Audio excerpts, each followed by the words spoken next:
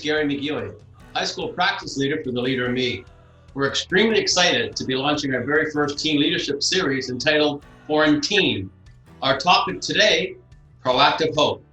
Leading us off today is Dylan Eccles. Dylan?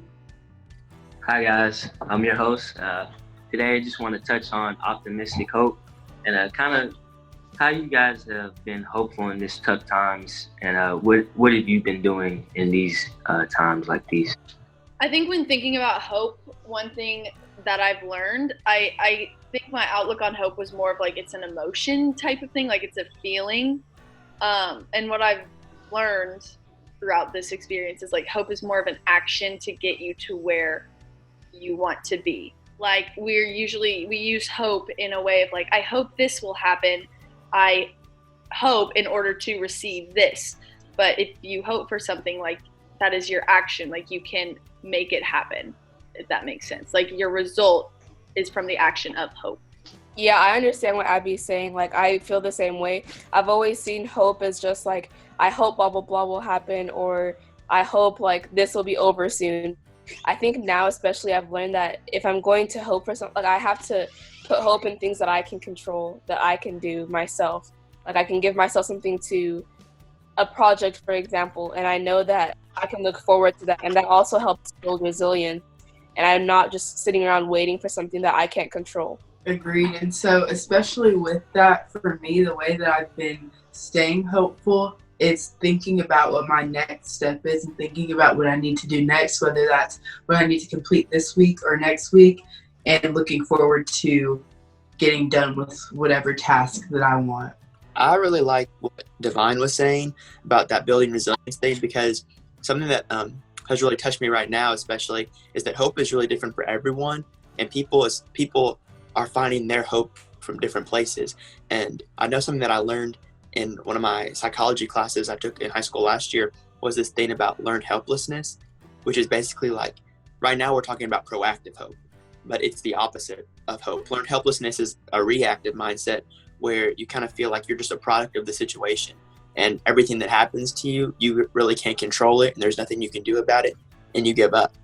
The reason it's important to stay hopeful right now is that we don't resort to that state, and so that we can build resilience, and so that we have this ability to overcome obstacles, and we have this confidence of, I can do this and I can overcome this. And that's the mindset we have to have right now when it comes to hope. Yeah, for sure. And hope can be breaking down into like 3 different areas. You got your goal setting, your planning, and then you have agency. So your goal setting is kind of what you want to do, what you want to get accomplished, and then your planning is your how to your what, and the steps you need to take in order to achieve those goals. And then your agency is taking those actions into a reality and speaking up for yourself and taking full responsibility. So how are you guys, like, are there any like specific examples of you guys kind of taking action into your own hands? For me, I made like, cause summer's coming up and stuff like that, I made like a little summer bucket list so that like, I could have something to look forward to and like have a little more hope that like I'm gonna have a summer. I have stuff to look forward to when all of this is over, you know. Yeah, I think it's important to point out that like during the time of quarantine, during the school season, we learned how we operated. And so I feel like agency was like a great way to explain it, because at first, like when we first talked about like agency, I didn't really understand like what agency, like, oh, secret agent, or like, I don't know. But like, I understand that it's like you are the representative of yourself. Like you are working for yourself, seeing how you operate, seeing like what works, what doesn't. And so like for me, having a big bucket list like as a whole doesn't work. I have to have like small goals to do throughout the week. So I just think that like learning those tools during the school year will help us push forward into the summer when we don't have things that were given to keep us motivated. We'll have to motivate ourselves. I love what Abby was saying, and I think it's really important. Like, I know a lot of the time we think goals have to be like educational or blah, blah, blah, but I think it's also important to look into what you enjoy and what you like to do and to make goals around that too, because I mean, this school year we did learn how to be productive, how to get things done for ourselves, but we still need to put the same amount of energy into keeping ourselves happy, because I know that I get stressed if I have a bad grade or if I have the potential to have a bad grade, and I should feel as passionate about myself and what I enjoy to do as I did about my grades in school. Keeping up with like what you enjoy to do, like I love interior designing, I've been decorating my room and stuff like that, projects that you love to do.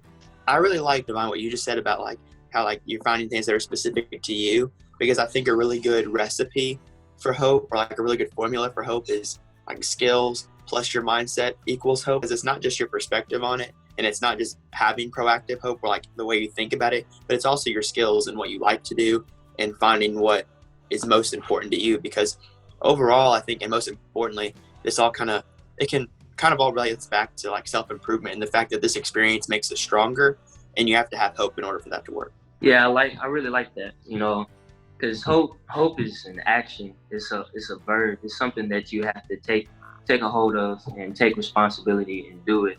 It's not something that it's just a thought in your head that you want to happen or will come. You have to take the action in order to do it and see it through. So all in all, it's something that we all have to do for ourselves and for each other. So Mr. McGeary, if you could summarize what we talked about today. Thank you, Tim. That was a very deep discussion here. And what we were hearing there, I love the discussion around this thing Braden talked about, learned helplessness, and it's the opposite of hope. Also heard you talking about these three practices around goal setting and planning and agency, and how you defined agency, like having a voice for yourself, standing up for yourself. Then also heard this piece around that hope is a verb. Hope is a verb. And I'll just add, listening to you guys, I think listening to you, proactive hope is very intentional.